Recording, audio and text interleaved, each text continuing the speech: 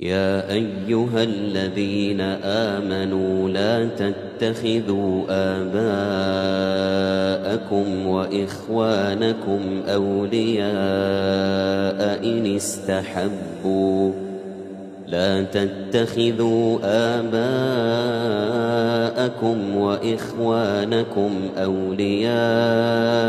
إن استحبوا الكفر على الإيمان ومن يتولهم منكم فأولئك هم الظالمون قل إن كان آباؤكم وأبناؤكم وإخوانكم وأزواجكم وعشيرتكم وأموال اقترفتموها وتجارة تخشون كسادها ومساكن ترضونها أحب إليكم من الله ورسوله وجهاد في سبيله فتربصوا حتى يأتي الله بأمره والله لا يهدي القوم الفاسقين لقد نصركم الله في مواطن كثيرة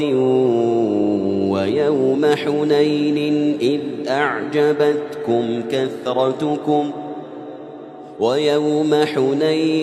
إذ أعجبتكم كثرتكم فلم تغن عنكم شيئا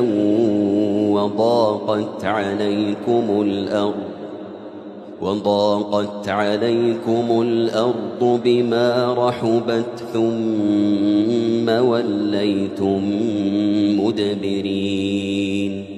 ثم أنزل الله سكينته على رسوله وعلى المؤمنين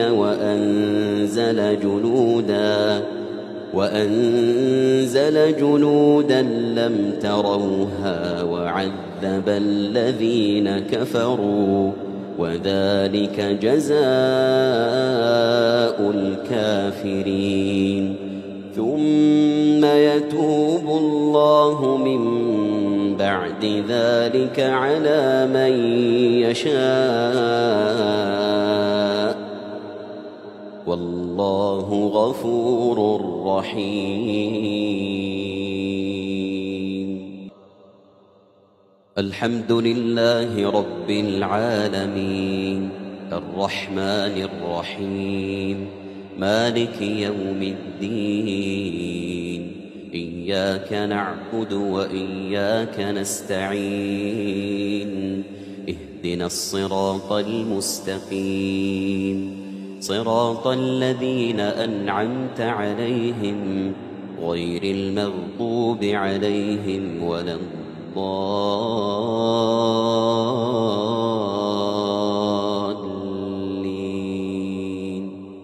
آمين يا أيها الذين آمنوا إنما المشركون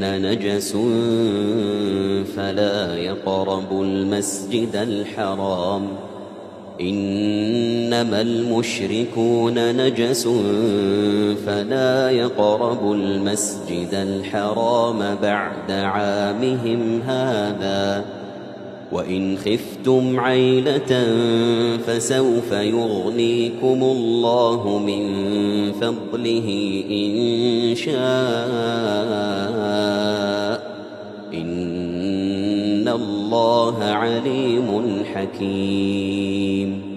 قاتلوا الذين لا يؤمنون بالله ولا باليوم الآخر ولا يحرمون ما حرم الله ورسوله ولا يدينون دين الحق من الذين أوتوا الكتاب حتى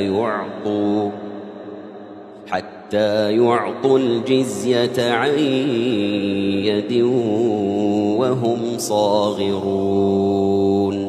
وقالت اليهود عزير ابن الله وقالت النصارى المسيح ابن الله، ذلك قولهم بأفواههم يضاهئون قول الذين كفروا من قبل قاتلهم الله أنى يؤفكون. اتخذوا أحبارهم ورهبانهم أربابا من دون الله والمسيح ابن مريم اتخذوا أحبارهم ورهبانهم أربابا من دون الله والمسيح ابن مريم وما أمروا إلا ليعبدوا إلها واحدا لا إله إلا هو سبحانه عما يشركون. يريدون أن يطفئوا نور الله بأفواههم ويأبى الله إلا أن يتم نوره ولو كره الكافرون. هو الذي أرسل رسوله بالهدى ودين الحق ليظهره على الدين كله ولو كره المشركون.